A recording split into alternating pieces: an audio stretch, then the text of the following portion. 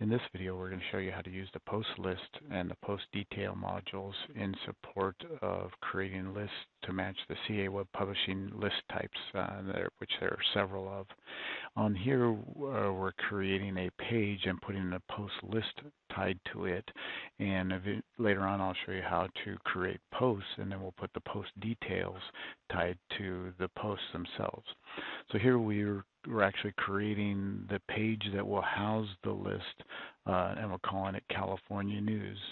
And in here, we've actually already created or added the post list to the page, and we'll go ahead and open it up and show you some of the parameters here.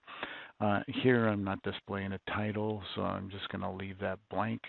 The content type here, there are several, so you can create a course list, an event list, exam list, FAQ list, a general list that just displays what's on the pages for the most part, a jobs list, news list, and profile list. All of these are defined under the template.webtools.ca.gov template page, and you can see what they should be looking like if you want to go ahead and look at it beforehand.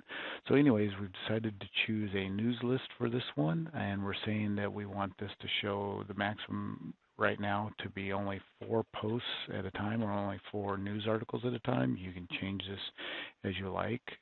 We want to include the featured image for each of the articles, and we're going to include all tags tied to articles at this point.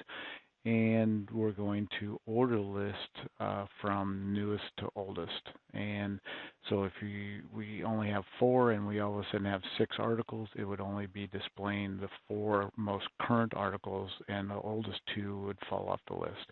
If you wanted to display all 6 of them, then you'd have to increase the number here. But over time, people will just continue to add more and more articles, so you're probably just going to want to have a set number of articles to display. And here we just have the admin label for the name of the module that we see on the page. And then we can go into the design tab. We can use text size. We're going to go ahead and just leave it at large. And there's nothing that'll be set under advanced. And we will go ahead and do a save and exit. And so basically now this has set up the foundation for the list. And then after that, we have to create several news articles that would get displayed in this post list. So we'll go ahead and skip over to a window now that we have created for posts. And you can see here that I've actually have 4 pre-built posts that are defined and already created, and they're of the type news. So as we save these, we'll set the type news, and then because it's a type news list, it'll actually pick those items up. So we'll go ahead and then take a look at what this page produces. And you can see here, we had selected 4 in the post viewing area. And so here are the 4 articles that are now tied to that list. So each of those individual articles is represented here, so you can jump down into each individual article by simply selecting it. And so this is actually the detail that's tied to the article. So let's go ahead and go back to there. And so now what we're going to do is actually go back in and create a new post. So I'm going to go ahead and add in a new tab, create a post, and we'll show you how to do this one. So we'll go ahead and name this, and we'll call this electric vehicle. And we're going to now select the column type, and we're going to do single. And now we're going to insert the module, and the module type for here is a post detail. And the first thing we want to do, because we're doing a news list, is change this to news. And then that gives us the ability to enter things that are related to news. So the author of this was Richard Vogel, and the publishing date was today. And we'll leave the date format as is. We'll just say California.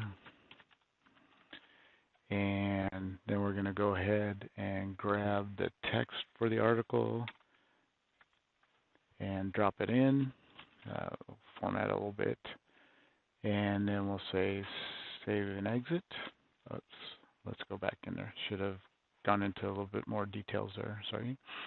So here we have the text, and also we can have it display tags if we want to, and we can also have it display what categories it's tied to. So when the post is being displayed, these would be visible. We recommend that you really don't do that because you never know what category names or tags somebody might come up with if you have a big team of people that have authority to create categories and stuff. So we just typically leave those off. And so then you can go ahead and save and exit it. So now basically we've created our news article, and we could do a preview of that article if we want.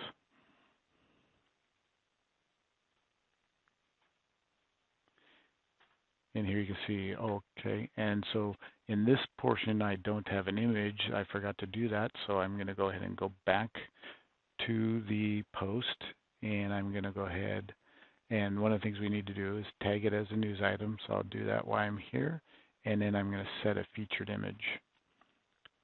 And we have the car there, and we'll go ahead and then publish this.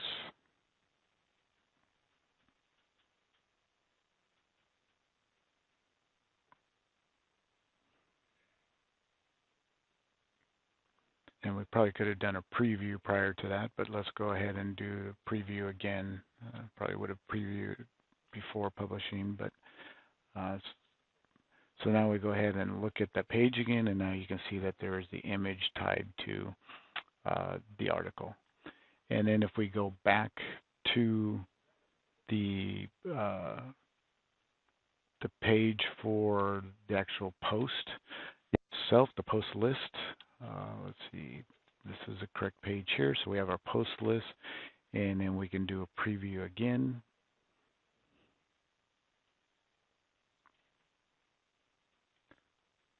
And since we only have 4 items selected, you can see there's still 4 selected here, and the 5th article has been pushed off. So if you wanted all 5 of those, you'd have to increase that count to display all the ones that you want. So that's kind of a quick, brief view of creating lists. And again, there's many different types of lists you can create. So go ahead and check out the different types on templates.webtools.ca.gov to look at those, and then you can then come into the tool and create the appropriate list types that you want.